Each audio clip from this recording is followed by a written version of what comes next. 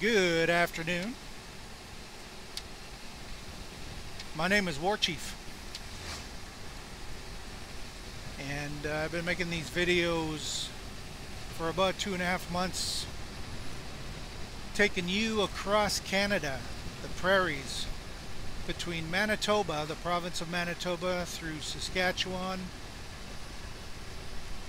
onto the province of Alberta, and even British Columbia. We travel together down these treacherous and most dangerous highways. I've shown you what the most deadliest highway looks like. There's a couple of them, but in my opinion, the road from the Manitoba-Ontario border all the way to Thunder Bay, it's deadly that way. I made that rhyme. That ain't no crime. I'm a poet, and I didn't even know it. I wanted to show you this before it fades away. You know, in my earlier videos, summer was just beginning, and now summer is fading. And we experienced a drought in the prairies, the likes of which we probably haven't even seen before in our history of Canada, which is only about 150 years or something like that.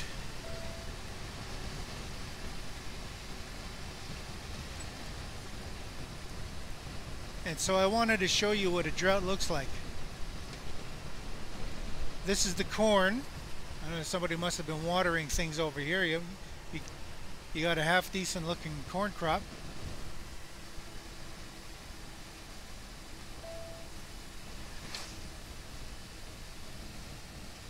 I remember pulling into this stop on my first trip out with this company.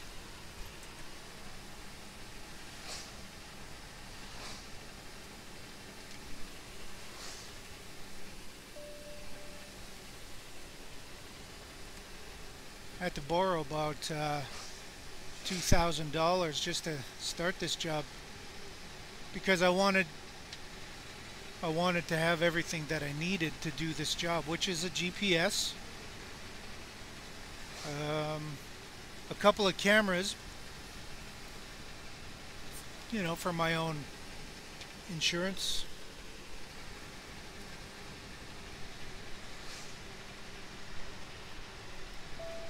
driving gloves, all of the accoutrements necessary to do the long haul truck driving.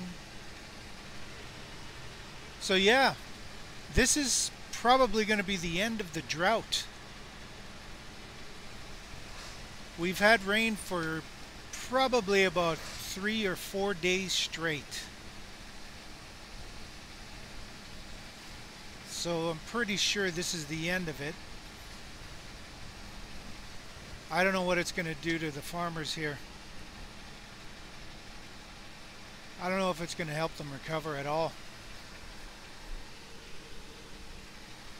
I'm not a farmer. I don't know anything about it. Apparently it's quite scientific.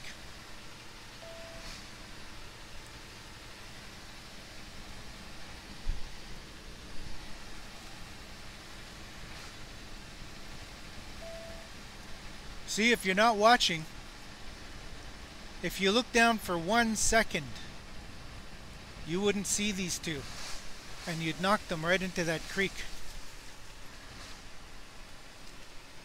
and they'd be dead. Gladstone Auction Market. I was there one time with my grandpappy.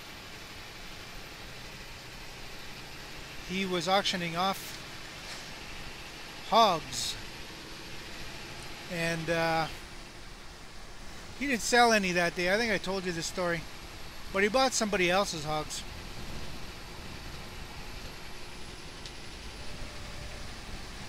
Yes, I was a hog farmer at one point in my life.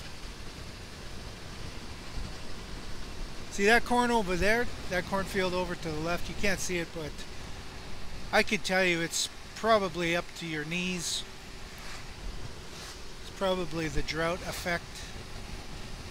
Just not enough water all summer long, and it was just hot.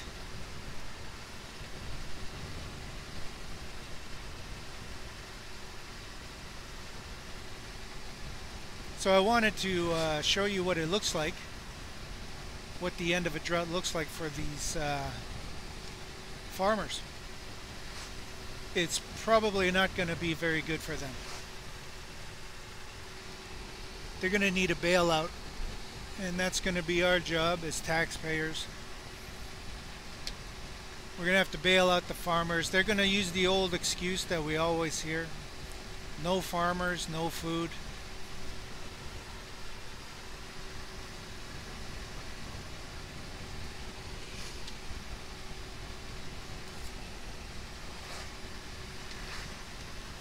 Before the farmers came here, what did people do? They didn't farm. People in North America did not farm before the farmers came here. And there was so much food, they didn't know what to do with it. There was feasts every day. You could feast every day before the farmers got here.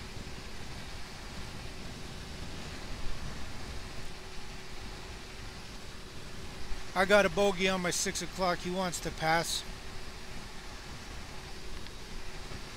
Probably going to do something stupid, so I'm going to have to save his life by applying my brakes. It's a good thing I did my 6-pack and properly adjusted my brakes.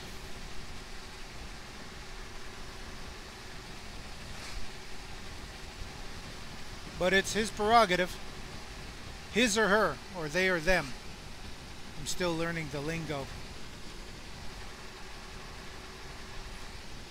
The bogey on my 6 is in a real hurry. That's 4 times that bogey checked my left side on the passing lane. I am somewhat accommodating by hugging the what do you call that on the right side of the road there? The geez, I was just thinking about it.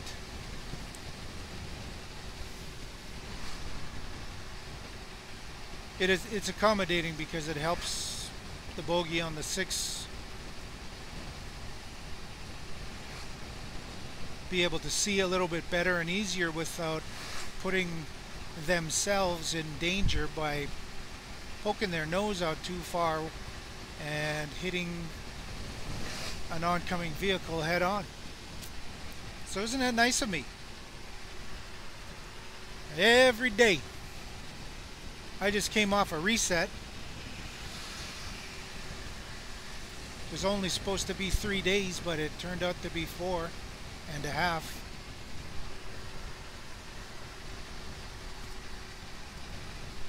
There they go. And they're off. It's got to be somewhere important, because they were really trying to get around me.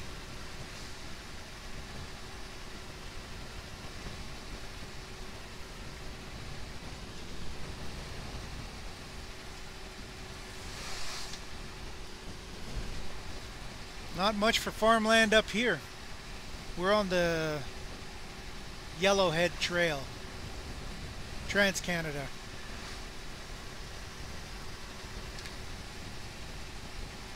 They say this isn't a very safe road because it's not twinned. It's a two-way road.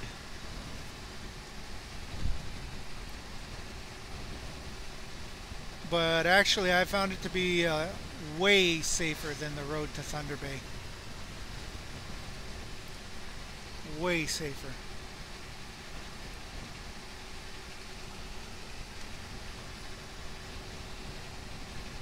Well, that white car is pushing the gray car.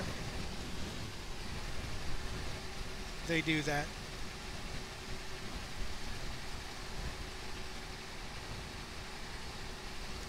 There's the cattle.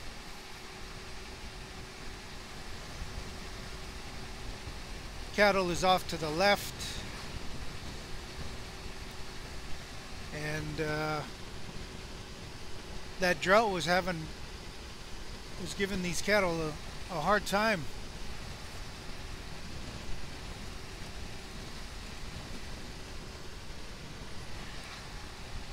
So the farmers are going to probably charge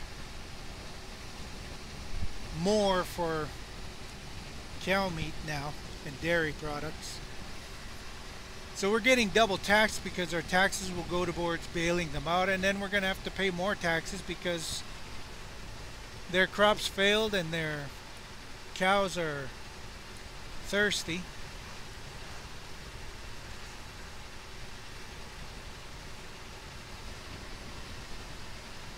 We're going to end up paying more for corn.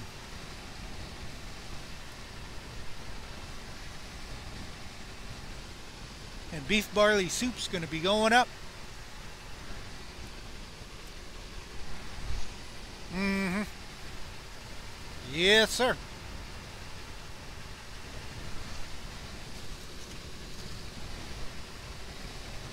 I guess the rain's quite welcome to these farmers now.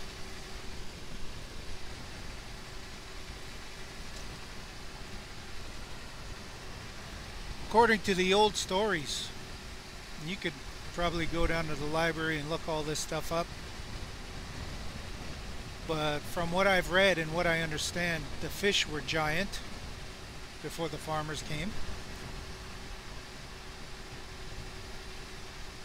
The meat plentiful. There was a lot of bison here. Bison as far as the eye could see. Bison. So you always had meat. You didn't have to go too far. It wasn't a hard life. If you wanted to take down a elk, moose, deer, antelope, cantaloupes I call them. Well, they were everywhere. You didn't have to go very far. It wasn't like there was just a big game hunt like they tell you in the stories. It wasn't like that at all. Like it wasn't. There was no scarcity whatsoever. And the people here, they seem to know how to live in harmony with the ecosystems around them. They knew how long it took for moose to reproduce their population. They call this conservationism. It wasn't an invention of the white man like they tell you in schools. It was the people that were here before the farmers came that taught them how to conserve. So if you know it takes 3 seasons for the moose population to repopulate, you leave that moose population alone for 3 seasons. You let them reproduce. It's fruit off the tree, bro.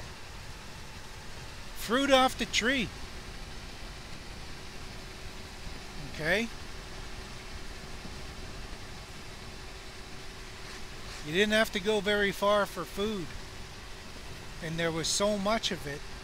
It was so plentiful that when the Europeans wrote back telling the people in Europe about what they had discovered, you could find this all in the books. It's not in public school.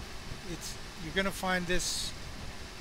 It's not even at the public library. You're going to have to dig a little deeper. You're going to have to find some academic history books because they don't teach this in public education. This is what they would call advanced education.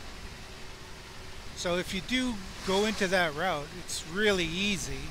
It's a bus ride away. You go into the library, you spend the day there, you just sit there and you read about this stuff. At no time whatsoever did they ever need farming and agriculture. Ever.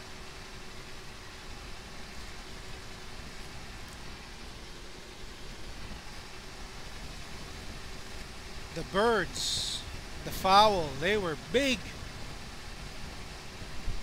giant, not like they are today.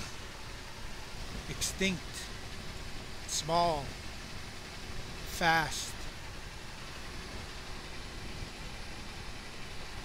No, this place had no need whatsoever for farmers, and there were millions of people living here. Millions. There were more people here than there were today. That's how many people there were. Between 50 and 120 million, they say. 50 and 120 million. So that's a lot.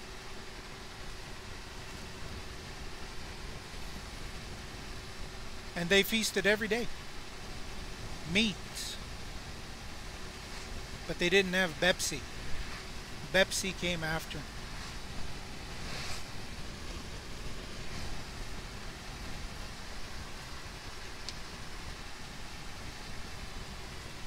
I knew we were in trouble when I saw that the insects, there were no insects on my first trip out this summer. I knew we were in trouble when I saw that, because driving through the prairies under normal circumstances, apart from climate catastrophe that we're experiencing right now, because directly related to the farmers and agriculture. If you want to go back to the origins of climate catastrophe, it started with farming and agriculture. Excuse me, agriculture.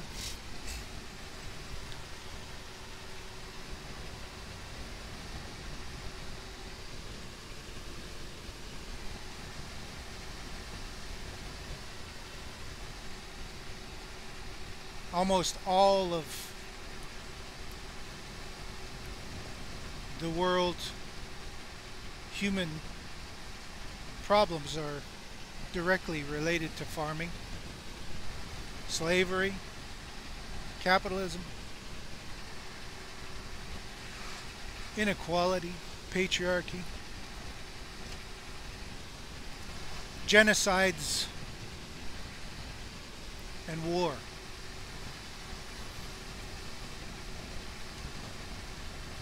All of that can be directly attributed to farming. You can read about it in the library. There is no disputing it. It's quite empirical knowledge.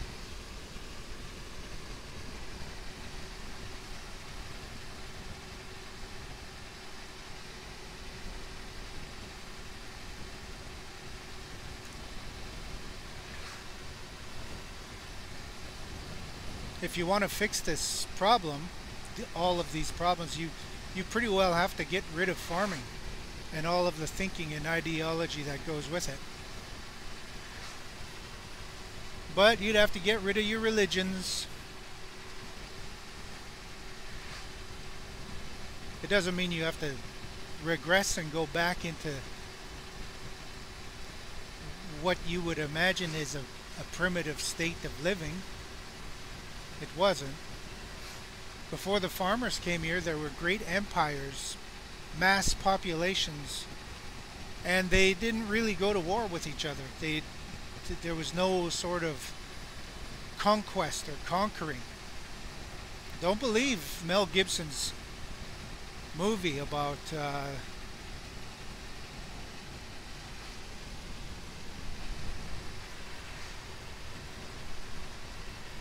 what was that movie about? What was it called? Mel Gibson's stupid movie. It doesn't matter. Mel Gibson doesn't even matter. Mel Gibson's I wish I knew how stupid he was. I would have never been a fan of his. But anyways,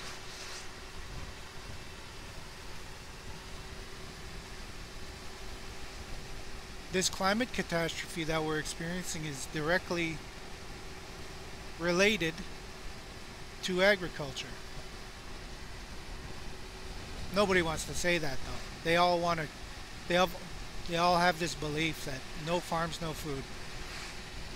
No shirt, no shoes, no service. No farms, no food. That's bullshit.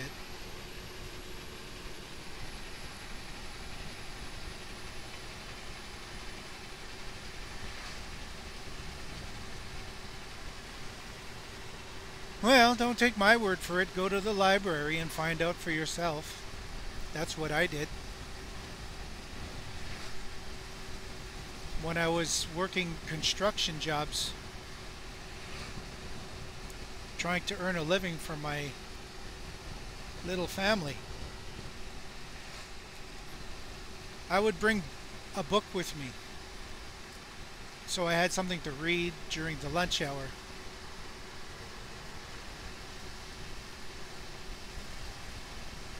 And one of my bosses, he said something to me to encourage me to do something with this knowledge. He said, "Don't let it go to waste. You have an opportunity to do something with that because not everyone has that." Well, I got to thinking that makes sense. That makes a whole lot of sense.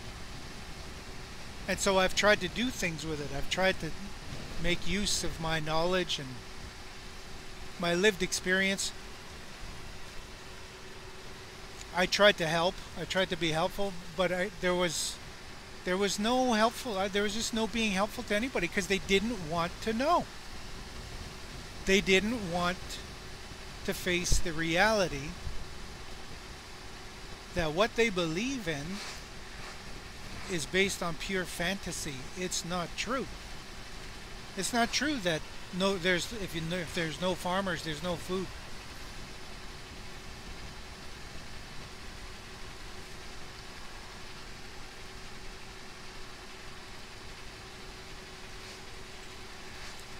I've picked up meat from this place a few times. They have a scale in here and everything. You can scale it out, weigh it out. High Life Foods. We're close to Neepawa. High Life Foods is flying their flags high. And one good thing that I noticed about different places in Canada is in response to finding these children buried in mass buried graves next to Indian residential schools, day schools, in so-called Indian hospitals, they're finding mass burial grounds, mass graves of children, of babies, tossed out like as if they were just garbage. And in response to that horrific and tragic news, people have been lowering their flags to half-mast, which is to indicate that there's some kind of trouble. Some kind of trouble is happening. When you see a flag lowered to half-mast, you start paying attention.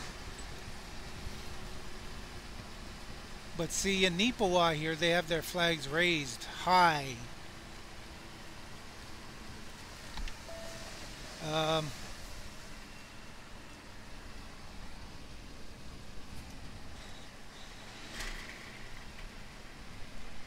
I don't know if there was an Indian residential school in Neepawa, but there was something close by.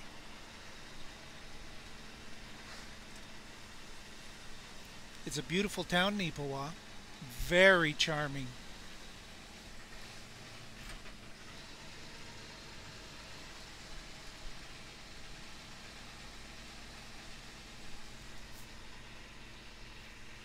I even did some shopping here one time.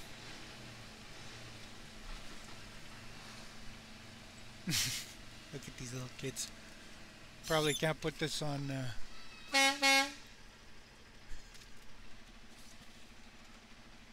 Probably can't put that on Facebook now or YouTube. Sorry. I'm being racist with Facebook and YouTube here.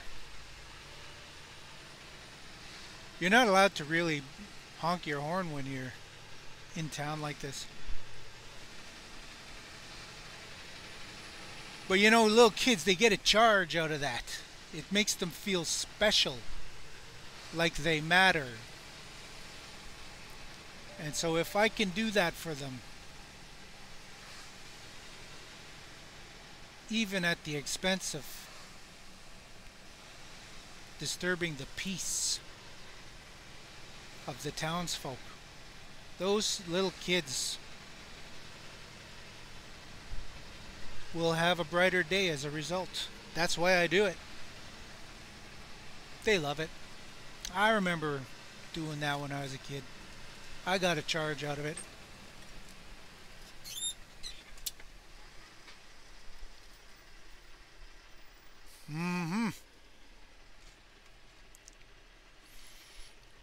Somebody might want to inform the town of Nipoa about the half-mast program that's going on right across Canada.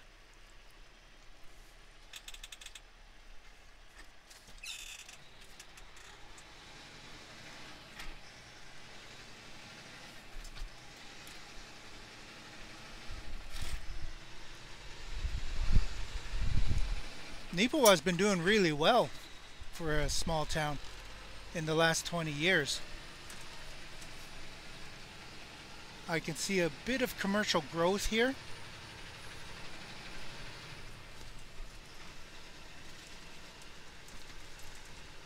There's vacancy at that motel. So I guess ever since that High Life meat packing place came in, it seemed to spark the economy off here.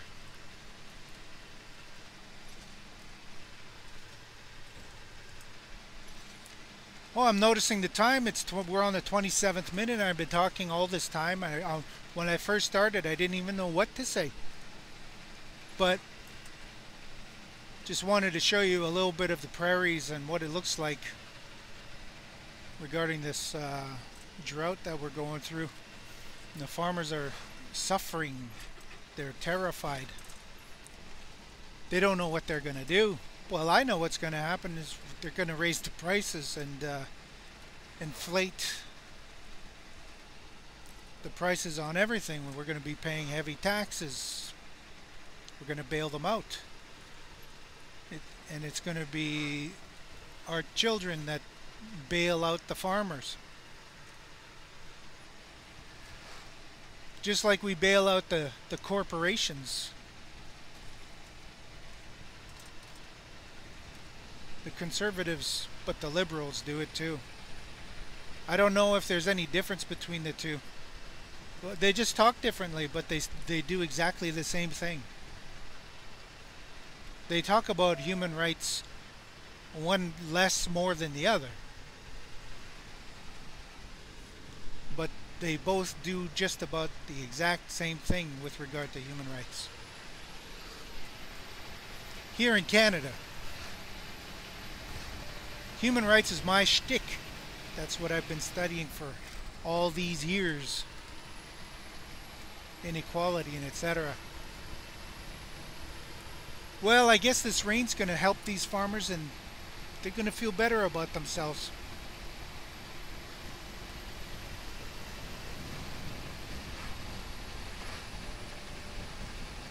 But just looking at the crops in comparison to what's out east, the farms in Quebec, holy Maximus, those farms are doing well, but they didn't have a drought.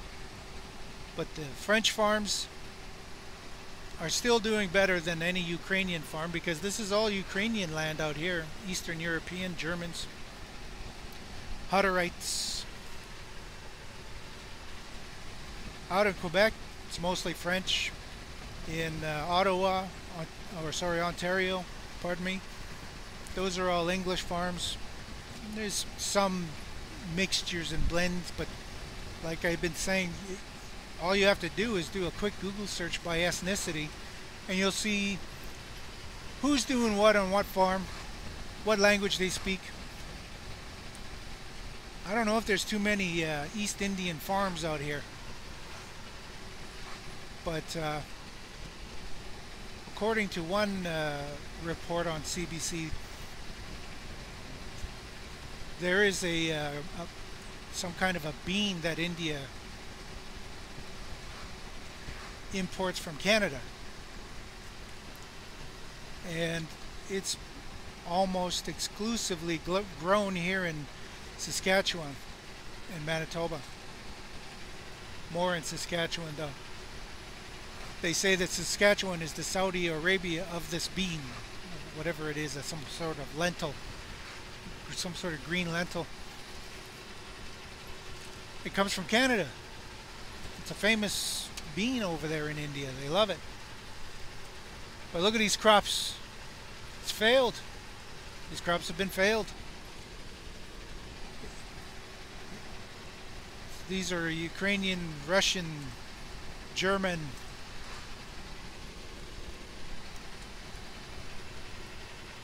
Eastern European. Historically, Eastern Europe, they were a socialist country. So it all goes back to socialism versus capitalism. It goes back to the Eastern Orthodox Catholic churches versus the Roman Catholic Church.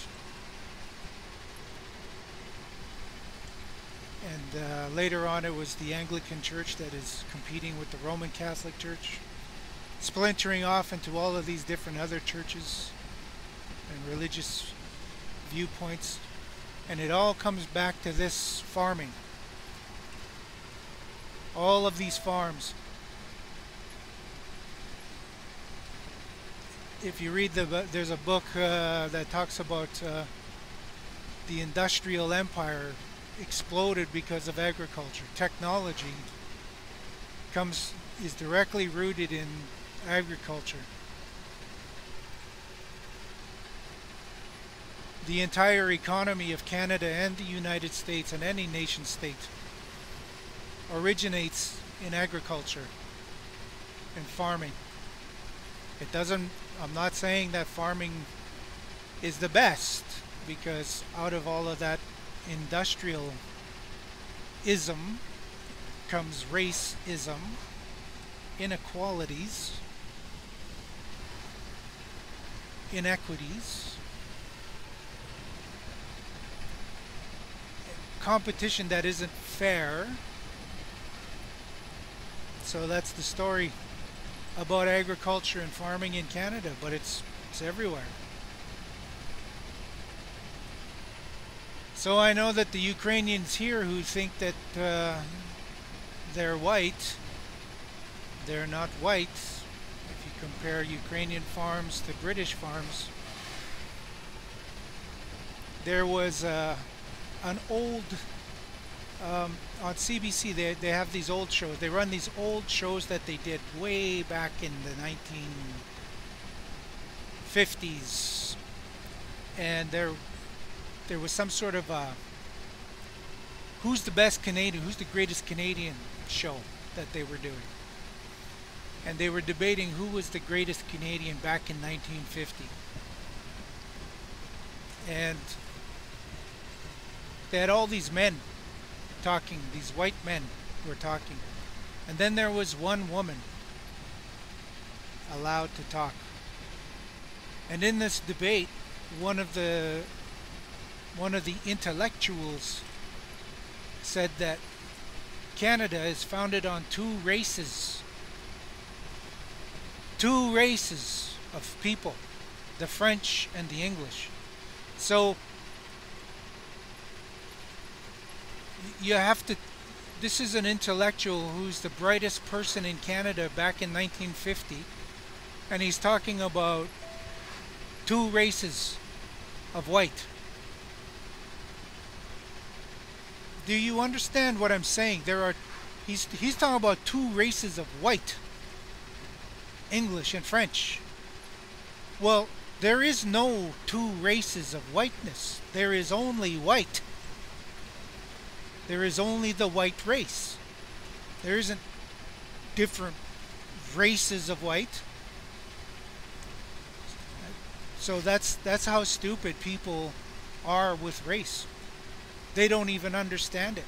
All they understand is the shortcut to thinking, which is white, black, red, brown, and yellow. It's just a shortcut to thinking. Look at these shitty crops. They're probably going to throw them away.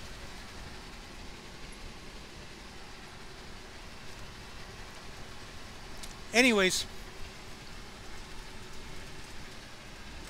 thanks for joining. Thanks for listening. Don't forget to like, share, and subscribe if you like these stories, if you like seeing Canada. So bye-bye, Jenny.